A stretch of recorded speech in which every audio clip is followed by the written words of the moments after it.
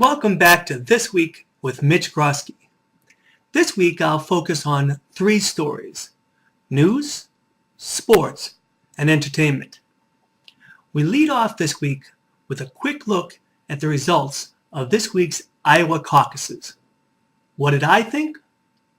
Well, Romney's win wasn't very surprising, but by only 8 votes? Really? Really? 8 votes? That's incredible. The closest victory in any major Republican or Democratic Party contest. And a great example for our kids on how every vote counts. Rick Santorum, the former senator from Pennsylvania, came in second, right behind Romney. But many people consider his virtual tie with Romney a moral victory, since he was in single digits just 3 weeks ago. So, now it's Santorum who's got the big momentum on his side. Unfortunately, he doesn't have the organization or the money to take advantage of that momentum. Now, what about third place? Well, in third place, also with a very strong showing, was Texas Congressman Ron Paul.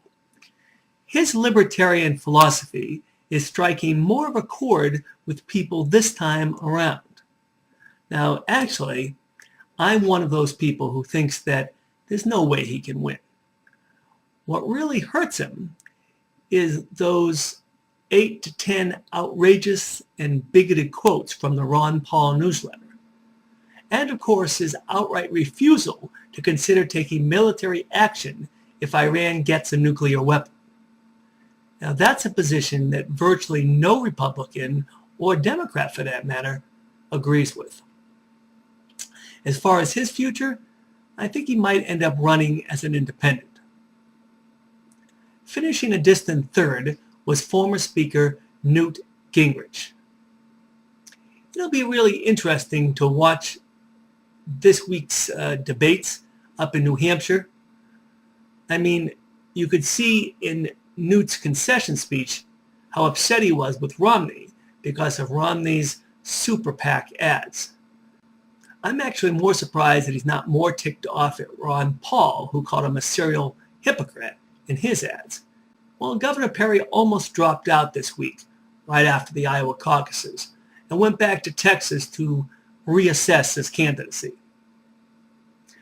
I personally think he should have stayed back there in Texas, because I really don't think that he can get people to forget those few absolutely terrible debates. And especially that big oops moment when he couldn't name the third agency of the 3 agencies that he wanted to eliminate.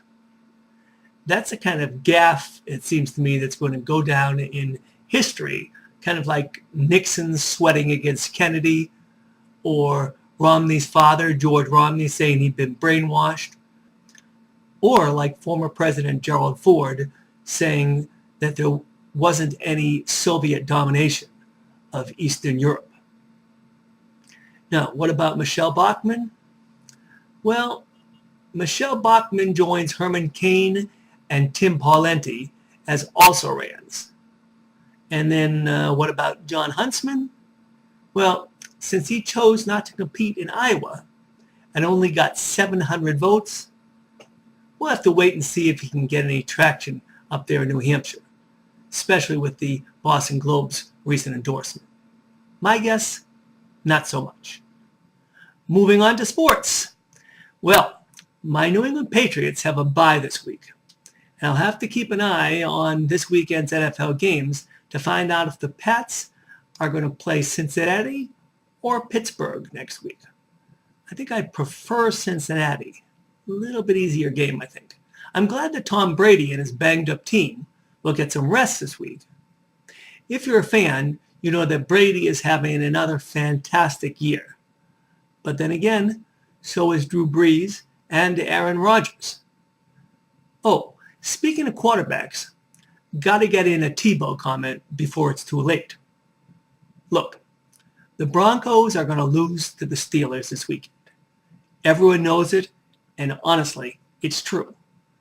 After all, the Broncos lost their last 3 games, and Tebow was 19 of 51 for a grand total, get this, a grand total of 245 yards in those games. What about the Steelers? Well, the Steelers, they've only been in 3 of the last 6 Super Bowls, and they won 2 out of those 3 games. Hey, they're right up there with the Patriots since the new millennium started. 2 of the best teams in the NFL. But what I really wanted to say about Tebow is this. Give the kid a break, will you? He is just a kid, just graduated, and almost everyone says he's a super kid. Kind, decent, hardworking, talented, a great college quarterback, if not yet a great or even a good pro quarterback. But he works incredibly hard. He's a leader for sure, and he's doing his best. Oh, and he's religious, strongly religious. And that's a good thing, too. He prays and he gives credit to God. Of course, he does kneel down in prayer at the end of each game. So what? I mean, he's not forcing you or anyone else to kneel down. He's not hurting anyone. He's sincere in his beliefs. Since when is that a bad thing? There are many people, in fact, Christians, Jews, Muslims, who admire him for that kind of dedication to his religion. So, cut him the same kind of slack as we do when we see countless sports interviews where the first word out of the guy who's getting interviewed is, "I want to thank God," or "Jesus Christ," or "Allah" for this victory. Tim Tebow is a real good kid who may never be a very good pro quarterback unless he develops his arm and his accuracy. But nevertheless, he's a kid that most parents would be proud to have in their family.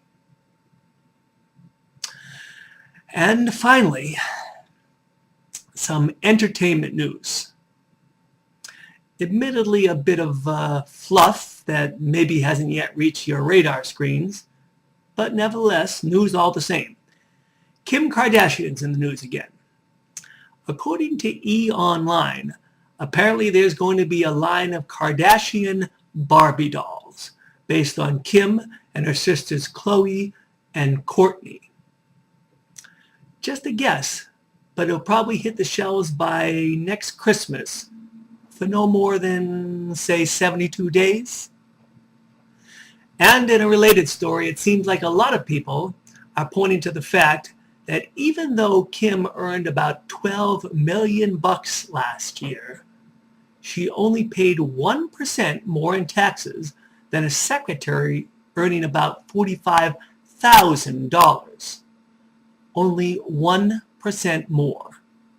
Does that seem fair to you? Well, apparently not to some people in California who are trying to raise taxes on its wealthiest citizens. Well, that's all for today. Join us again soon for more politics, more sports, more entertainment, and more commentary. This is Mitch Grosky for This Week with Mitch Grosky. And if you get a chance, please check out my photography website at www.mrgroskyphoto.com. Have a great week and keep in touch.